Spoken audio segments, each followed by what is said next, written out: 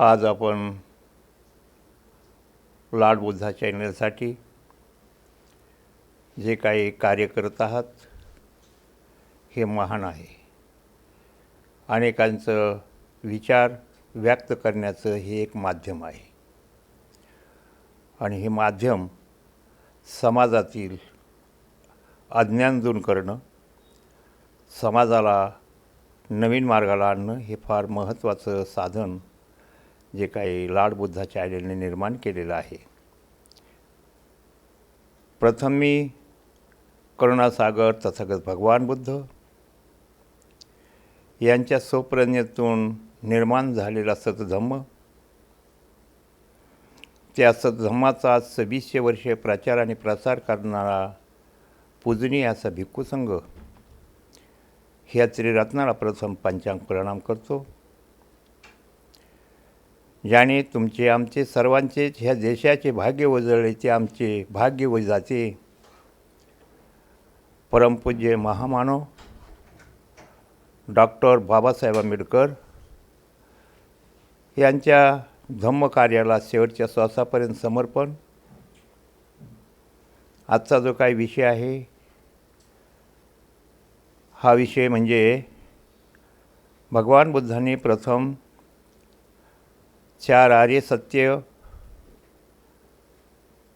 निर्माण झाल्या, जेव्हा त्यांना प्राप्त झालं तेव्हा त्यांनी घोषणा केली की मी आता बुद्ध झालेलो आहे, बुद्ध झालेलो आहो, अशा विषयाने भगवान बुद्धांनी प्रथम घोषणा केली. आणि मग हे 4 आर्य सत्य म्हणजे नेमकं काय, तर भगवान बुद्ध म्हणतात जगामध्ये प्रथम दुःख आहे. मग काय आहे दुःख, तर भगवान बुद्ध दुसऱ्या आर्य सत्यामध्ये सांगतात जन्म हा दुःखदायक आहे. कसं काय दुःखदायक आहे, तर आईच्या गर्भामध्ये निर्माण होत असताना अनेक प्रकारचे आपणाला चटके सहन करावे लागतात आणि त्याचप्रमाणे निर्माण झाल्यानंतर गर्भातून येत असताना अनेक प्रकारचे संकट, त्रास हा भोगावा लागतो आणि भोगल्यानंतर प्रथम प्रतिक्रिया त्या बालकाची रडण्याची असते. त्यानंतर त्या बालकापासून आईला धोका होऊ शकतो किंवा बालकाला धोका होऊ शकतो असा विषय असतो. जन्म झाल्यानंतर काही काळ गेला तर मृत्यू येऊ शकतो. मृत्यू नाही झाला तर तो मुलामध्ये खेळू शकतो. शाळा, शिक्षण ते सर्व हे दुःखाचंच कारण आहे. भगवान बुद्ध म्हणतात हे 12 प्रकारचं दुःख आहे. हे 12 प्रकारचं दुःख आहे. प्रथम दुःख आहे जन्म, दुसरं दुःख आहे दुसरं दुःख आहे ते म्हातारं होणं, तोंडावरती झुरळ्या पडणं, दात पडणं, केस पिकणं. तिसरं दुःख आहे भगवान बुद्ध म्हणतात आपण आजारी पडतो, अनेक प्रकारचा त्रास आपल्याला सहन करावा लागतो, ते एक दुःख आहे. चौथं दुःख आहे ते म्हणजे मृत्यू. 5वं दुःख आहे तर आपल्यातून एखादी प्रिय व्यक्ती गेली तर तिच्याबद्दल माणसाला दुःख निर्माण होतं आणि दुःख निर्माण झाल्यानंतर त्याचप्रमाणे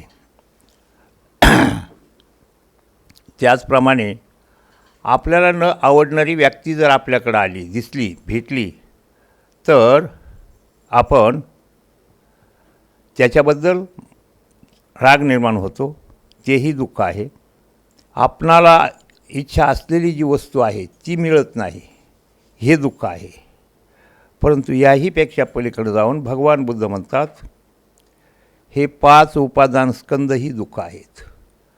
असे एकूण हे 12 प्रकारचे जेव्हा त्यांना ज्ञानाची प्राप्ती झाली तेव्हा त्यांनी घोषणा केली की मी आता बुद्ध झालेलो आहे, मला हे सर्व दुःख समजलेलं आहे, ही विद्या मला लाभलेली आहे.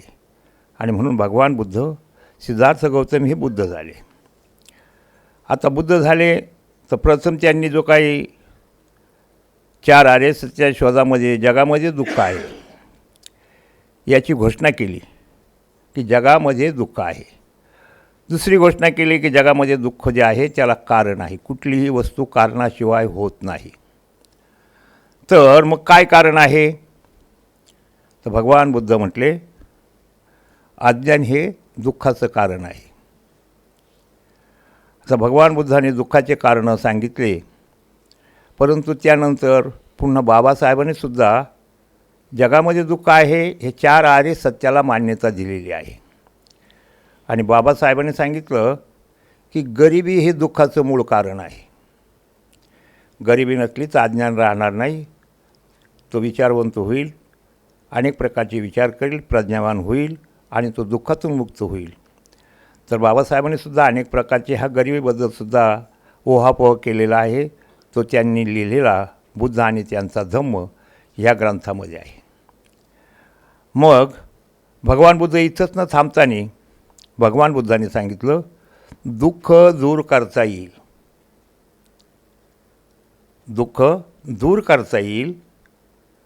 त्याचप्रमाणे बाबासाहेबसुद्धा म्हटले दुःख का आहे तर आमच्याकडं अज्ञान आहे. काय अज्ञान आहे? तर आम्हाला शिक्षणाचा गंध नाही, आम्ही माणूस आहोत हेच आम्हाला माहीत नाही. जर कदाकाळी ज्या एखाद्या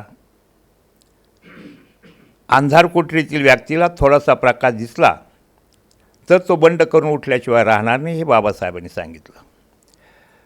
आणि बाबासाहेबांचं शिक्षण हे वाघिणीचं दूध आहे, जो कोणी पितो तो गरजल्याशिवाय राहणार नाही. भगवान बुद्ध म्हटले जो कोणी अष्टांगिक मार्गाचा मार्ग स्वीकारेल, त्या मार्गाने जाण्याचा प्रयत्न करील, तो खरोखर आपल्याकडे असलेले जे काही दोष आहेत, जे आपले शत्रू आहेत, जो कोणी दूर करील तो निर्वाणापर्यंत जाईल. निर्वाण होणं म्हणजे मृत्यू नाही. निर्वाण म्हणजे आपल्यामध्ये असलेले जे काही वाईट गुण आहेत, ह्या वाईट गुणांना काढून टाकणे. कोणते आहेत आपल्याच वाईट गुण? राग आहे, लोभ आहे, मोह आहे, तृष्णा आहे, इच्छा आहे, वासना आहे, कल्पना आहेत. असे 10 प्रकारचे आपल्यामध्ये जे दुर्गुण आहेत याला आपणच दूर करायचं आहे, दुसरा कोणी त्याला दूर करू शकत नाही. म्हणून भगवान बुद्धाने याच्यावरती जोर दिला आणि बाबासाहेबांनी बाकी शिक्षणावर जोर दिला की शिक्षण हे वाघिणीचं दूध आहे, हे पिल्यानंतर तो गुरगुरल्याशिवाय राहणार नाही. आणि जेव्हा गुरगुर कोणती करेल तर तो सतधम्माच्या मार्गाने जाईल. सतधम्माचा ज्याने मार्ग अवलंब केला तो दुःखातून मुक्त होतो, हे बाबासाहेबांनी सुद्धा सांगितलेलं आहे. आणि मग भगवान बुद्धाने जो अष्टांगिक मार्ग सांगितला तो मार्ग म्हणजे सम्यक दृष्टी, सम्यक संकल्प, सम्यक वाचा, सम्यक व्यायाम, सम्यक आजीविका, सम्यक व्यायाम, सम्यक समाधी. अशा रीतीने अष्टांगिक मार्गाचा जो उपयोग झाला. सम्यक दृष्टी म्हणजे एक वेगळ्या प्रकारची दृष्टी की ज्याचं आहे हे त्याचं आहे. एखादी पडलेली वस्तू आहे ती माझी नाही, ही दुसरे कोणाची तरी आहे. आणि जो कोणी दुसरा कोणी ज्याची वस्तू पडलेली आहे त्यालासुद्धा तिच्याबद्दल हळहळ आहे, परंतु जो जाणतो की ही माझी नाही, ही सम्यक दृष्टी आहे.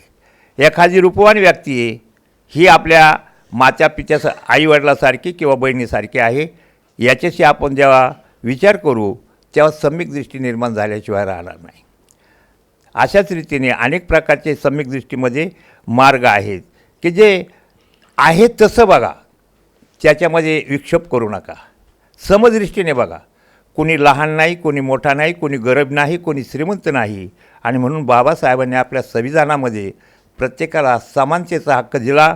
राजा असेल त्याचं एक मत, गरीब असेल, मजूर असेल, कुणी आजारी असेल त्याचंही एक मत, हा समानतेचा संदेश बाबासाहेबांनी दिला. आज आपण बाबासाहेबाच्या महान अशा ह्या मार्गाने कमीत कमी 1200 वर्षानंतर बुद्ध आणि धम्म ह्या मार्गाकडं बाबासाहेबांमुळं आपल्याला हे ज्ञानाची प्राप्ती झालेली आहे. नाहीतर आज बाबासाहेबांनंतर आमचा जन्म झाला, बाबासाहेबांचे विचार आमच्यापर्यंत पोहोचले म्हणून आम्हाला आज समाधान वाटत आहे. परंतु जर आमचा जन्म बाबासाहेबाच्या अगोदर झाला असता तर आमची काय अवस्था असती, धम्म काय आहे, धर्म काय आहे, याचा आमच्यामध्ये कधीच विचार आला नसता. आम्ही आहोत किंवा नाहीत हाही आमच्याकडे विचार आला नसता. जन्म होणे आणि मृत्यू पावणे, जन्म हा गुलामीसाठीच आहे, याला आम्ही मान्यता देत होतो. तर बाबासाहेबांनी आम्हाला उंचावलं, शिक्षणाचे दारे खुले केले आणि अनेक प्रकारची एकट्याने मेहनत करून ह्या देशाला संविधान दिलं, ह्या देशाची मान उंचावली. आणि ही मान उंचावली तर केवळ बाबासाहेबांनी जो काय आपला धम्मग्रंथ दिलेला आहे, ह्या देशाचा महान धम्मग्रंथ म्हणजे संविधान. हे संविधान जगामध्ये लोक त्याची वाहवा करतात की असं संविधान आमच्याकडे नाही, असा व्यक्ती आमच्याकडे असता तर आज आम्ही त्याची पूजा केली असती. आम्ही फक्त बाबासाहेबाला मानतोय, जाणत नाही, वाचत नाही, त्याचा अभ्यास करत नाही, म्हणून आम्ही आज ही पाठीमागं आहोत. आमची प्रगती करायची असेल तर बाबासाहेबाला जाणणं गरजेचं आहे, बाबासाहेबाचे विचार आमच्या अंगामध्ये रुजणं गरजेचं आहे. आणि बाबासाहेबाचे विचार आमच्या अंगामध्ये रुजले तर ऑटोमॅटिक आम्हाला बुद्ध भेटल्याशिवाय राहणार नाहीत. म्हणून आम्हाला प्रथम बाबासाहेबांचं हे वाचन करणं, त्यांचा अभ्यास करणं, त्याच्यावरती आपण चिंतन मनन करणं हे प्रत्येकाची गरज झालेली आहे. प्रत्येकाच्या कुटुंबामध्ये सुशिक्षित मुलं आहेत, सुशिक्षित मुले आहेत, सुशिक्षित सुना आहेत, परंतु आम्ही फक्त कपडे घालणं, व्यवस्थित राहणं, व्यवस्थित बोलणं, भगवान बुद्धाची प्रतिमा लावणं, बाबासाहेबाची प्रतिमा लावणं, परंतु आम्ही कधी आमच्या पाल्यांना त्रिचरण पंचशील शिकवलंच नाही किंवा त्याच्यासमोर मेणबत्ती लावण्याचा त्यांना कधी आग्रह धरलेला नाही. ही आमची शोकांतिका आहे. आणि जोपर्यंत आम्ही हे करत नाही तोपर्यंत हा धम्म प्रगतीवर जाणार नाही. आम्ही आमच्यापासून सुरुवात केली पाहिजे की आम्ही रोज सकाळी संध्याकाळी उठल्यानंतर आमच्या पाल्यांना त्रिचरण पंचशील आणि अनेक प्रकारचं जे काही धम्माचा मार्ग आहे तो शिकवला पाहिजे. सत्य काय आहे, असत्य काय आहे हे त्यांना आम्ही शिकवलं पाहिजे. कारण आजची पिढी आमची सुशिक्षित आहे आणि तीही सामान्य नाही. आमच्याकडं खूप काही विचारवंत आहेत, आमच्याकडं सायंटिस्ट आहेत, आमच्याकडं डॉक्टर आहेत, आमच्याकडं वकील आहेत, सर्व संशोधक आहेत. परंतु आम्ही बाहेर आल्यानंतर, समाजामध्ये आल्याच्यानंतर अनेक प्रकारचे भाषणं देतो आणि भाषणं देऊन फक्त समाजाने सुधारावा, माझ्या कुटुंबाने नाही, हा आमच्याकडे विचारच कधी आला नाही. मी माझं कुटुंब प्रगतीपथावर कसं नेईल? मी त्याला प्रगतीपथावर नेलं तर बाजूवाला त्याचा हेवा करतील, पण आम्ही ते करत नाहीत. आणि त्याच्यामुळं ही बौद्ध समाजाची महान शोकांतिका आहे. बघा, प्रत्येक धर्मामध्ये, मुस्लिम धर्मामध्ये शुक्रवारी नमाज पढतात, ख्रिश्चन धर्मामध्ये रविवारी ते चर्चमध्ये जातात. अनेक वार हिंदूंनी ठरवून ठेवलेले, हा वार ह्या देवाचा, तो वार त्या देवाचा, ते त्या दिवशी जाऊन त्या देवांची आराधना करतात. बाबासाहेबांनी आम्हाला एक स्वातंत्र्य बुद्ध दिला आहे की ज्याला कोणी हात लावू शकत नाही, त्याच्याबरोबरी करू शकत नाही, इतकी मोठी प्रगती करणारा हा बुद्ध धम्म आहे. कारण आज 70 वर्षामध्ये आम्ही जी प्रगती केली, बाबासाहेबांनी आम्हाला बुद्धाच्या ओटीत टाकल्यानंतर ही हजारो वर्षापासून त्या देव आणि याच्यामध्ये गुंतलेल्या लोकांची प्रगती झालेली नाही. आमचा हेवा करतात लोक, काय म्हणतात की आरक्षणामुळे तुमची प्रगती झाली नाही. आम्हाला भगवान बुद्धाच्या ओटीत टाकलं आणि भगवान बुद्धाने जो मार्ग आम्हाला दिला त्या मार्गाने आमची खूप मोठी प्रगती झालेली आहे. आज आम्ही अनेक प्रकारचे विचारवंत, सायन्स अधिक प्रोफेसर, अनेक प्रकारचं साहित्य निर्माण केलेलं आहे. जे 2500 वर्षापूर्वी जाळले गेलेलं साहित्य होतं त्याहीपेक्षा प्रबळ साहित्य निर्माण करणारा समाज आज आमच्यामध्ये आहे. आणि ह्या समाजामुळं, त्या विचारामुळं आज आम्ही प्रगतीपथावर आहोत. हजारो वर्षाची गुलामी बाबासाहेबांनी आमची तोडली. आम्ही मुंबईकर आहोत. मुंबईमध्ये हे पुण्यकर्म फार महत्त्वाचं आहे की बाबासाहेबांचं ही चैत्यभूमी ह्या मुंबईला लाभलेलं आहे. त्याचप्रमाणे गोयंका गुरुजींनी पॅगोडा निर्माण करून विपश्यना, स्वतःचं संशोधन, विपश्यना, वि म्हणजे विचार, स म्हणजे स्वतः, आणि तपास करण्याचा जो मार्ग दाखवला तो मार्ग आज कुठे आहे तर महाराष्ट्रामध्ये आहे, मुंबईमध्ये आहे. त्याचप्रमाणे याच्यामध्ये भगवान बुद्धांचे पाऊल आलेले आहेत असं सुद्धा आहे. चौथा आहे बाबासाहेबांनी येवला मुक्कामी केलेली घोषणा 13 ऑक्टोबर 1935 साली केलेली घोषणा. असं हे महान स्तूप आहे की जिथं बाबासाहेबांनी प्रतिज्ञा केली, हिंदू म्हणून जन्माला आलो पण हिंदू म्हणून मरणार नाही. हा संकल्प त्यांनी पूर्ण केला. केवळ 20 वर्षानंतर त्यांनी वाट बघितली. अनेक धर्माचे लोक कोण माझ्या समाजाला जवळ करील, कोण माझ्या समाजाचा उद्धार करील याच्यासाठी 20 वर्षे वाट बघितली, पण कोणीही पुढं न आल्यामुळं त्यांनी नागपूर मुक्कामी आपला सर्वांसाठी 7 लाख लोकांना धम्म दिला आणि आपला दीक्षित केलेला आहे. आणि जोपर्यंत आम्ही दीक्षित होत नाही तोपर्यंत आम्ही बुद्धच नाही. तर जोपर्यंत आमच्या सर्टिफिकेटवरील हिंदू महार ही जात नाही तोपर्यंत आम्ही बुद्धच नाही. तेव्हा प्रथमतः आम्हाला हे संशोधन करावं लागेल की आमचं जीवन हे सुखमय कसं होईल, आम्हाला बुद्धाचा मार्ग कसा मिळेल. आजच्या अनेक प्रकारचे विचारवंत आहेत. प्रत्येकजण बुद्ध, धम्म, संघ ह्या त्रिरत्नावरती, डॉक्टर बाबासाहेबवरती अनेक प्रकारचं व्याख्यान देतात, परंतु कुटुंबाकडे लक्ष द्या असं कोणीही कोणाला सांगत नाही. ही एक शोकांतिका आहे की प्रथम अनेक विचारवंत जगाला सल्ला देतात पण त्यांचं कुटुंब आज अज्ञानामध्ये आहे. अनेक प्रकारचा चोरा मिरवणारे जे काही आहेत त्यांचे कुटुंब आजही हिंदू धर्माच्या चालीरीतीप्रमाणे, रिवाजाप्रमाणे राहतात आणि त्याचे सणसुद्धा साजरे करतात. आणि मग त्यांना विचारलं हे तुम्ही का केलं तर ते माझं नाही, माझ्या पत्नीचं येते. म्हणजे पत्नी तुम्ही वेगळे आहात का?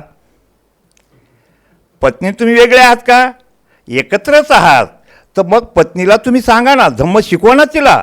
तुम्ही धम्म जर दुसऱ्याला सांगता तर पत्नीला शिकवू नाहीत का? ज्योतिराव फुल्यांनी स्वतःच्या पत्नीला अशी शीच असताना, पाठी नसताना मातीवरती रेघा मारून शिक्षण दिलं.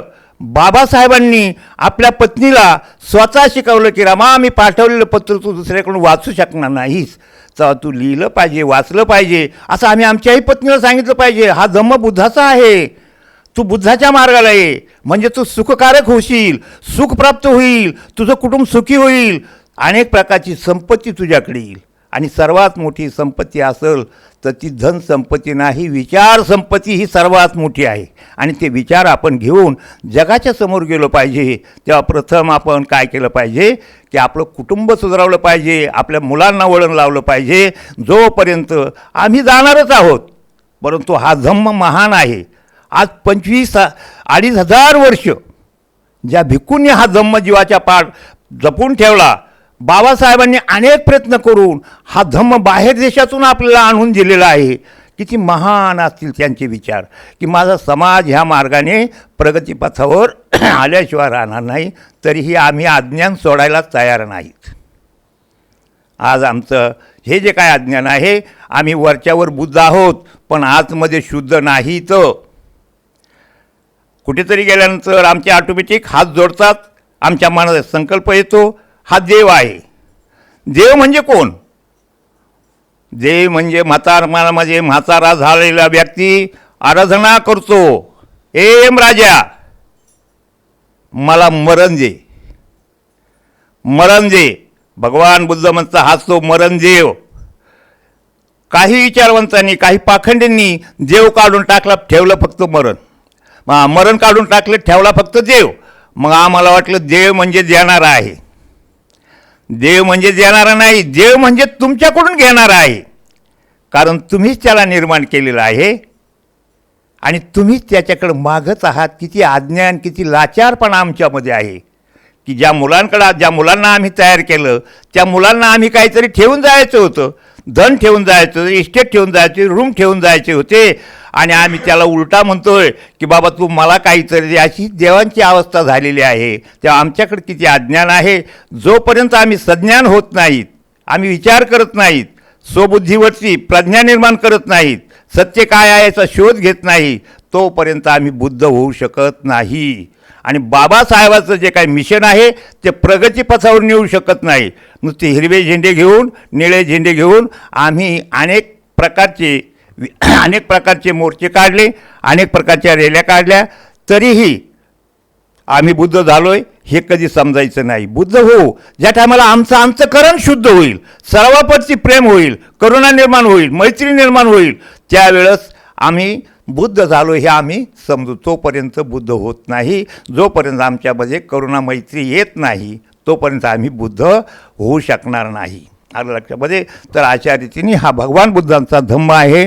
भगवान बुद्धांनी त्या काळामध्ये जेव्हा मानवाला काहीच कळत नव्हतं आणि त्या काळामध्ये जो काही धम्म होता, ब्राह्मणांचा धर्म होता, यज्ञयाग होते, अनेक प्रकारची तपश्चर्या होती, यज्ञयाग होते, अनेक प्रकारची तपश्चर्या होती. त्या काळामध्ये भगवान बुद्धाच्या अगोदर किंवा बरोबरीने अनेक लोक विचार करत होते सत्य काय आहे. याच्यासाठी त्या काळामध्ये 56 प्रकारचे महान असे विचारवंत तपश्चर्या करत होते. आणि त्या काळामध्येच भगवान बुद्धाच्या बरोबरीला असलेला जैन धर्माचे संस्थापक होते. आणि त्यानंतर सिद्धार्थ गौतमाने सुद्धा तेच विचार केला की सत्य काय आहे. आणि ह्या सत्यासाठी त्यांनी अनेक प्रकारची तकलीफ सहन करून हा जो सतधम्म निर्माण केला.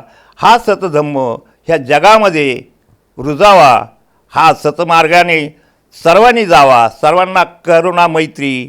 बुद्धांचा धम्म म्हणजे काय विशेष काही नाही. बुद्धांचा धम्म मानवता आहे. माणसाने माणसासंगती सौजन्याने राहणे, आजूबाजूला प्रेम वाटणे, एकमेकासंगती मैत्री राहणे आणि पंचशील जीवन जो काय आपला महान असा बाहेरीतीचा जो काही व्यवहार आहे तो त्यांनी शुद्ध केला. त्याचप्रमाणे अष्टांगिक मार्ग जीवन अंतःकरणही शुद्ध केलं. अशा रीतीने हा भगवान बुद्धाचा धम्म आपल्याला प्राप्त झालेला आहे. आपण त्याचं संरक्षण करणं, प्रत्येक कुटुंबामध्ये रोज आपल्या घरामध्ये थोडी बहुत वंदना त्रिशरण पंचशील घेतलं तरी आपल्या पाल्यांना त्याचा मार्गदर्शन मिळेल आणि त्याची आवड निर्माण होईल. ज्याप्रमाणे मुसलमान लहान मुलाला हिरवा कापडा डोक्याला बांधून मस्जिदीमध्ये घेऊन जातात आणि ते नमाज पढतात, ते उभे असतात पण ते बघतात, हे असं करतात. तसं आमच्याही मुलांना त्याचं वळण लागल आणि आम्ही जाणार आहोत. परंतु हा धम्म महान आहे. असे पूर्वीच्या काळी आमचे भिक्खू लोक विचार करायचे मी जाणार आहे, पण माझा हा भगवान बुद्धाचा महान धम्म प्रगतीवर जाण्यासाठी जो कोणी भंतीजी होत होता त्याला अनेक प्रकारचा उपदेश करून, मारहाण करून त्याला हा धम्म भावी पिढीसाठी जपून ठेवण्याची आज्ञा करत होता. त्याचप्रमाणे बाबासाहेबांनी दिलेला हा मार्ग आम्ही आमच्या पाल्याला द्यावा.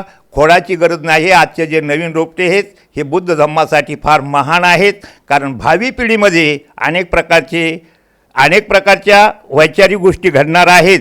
परंतु शेवटी ह्या जगाला बुद्ध धम्मच तारल्याशिवाय राहणार नाही. असं बोलून मी थांबतो.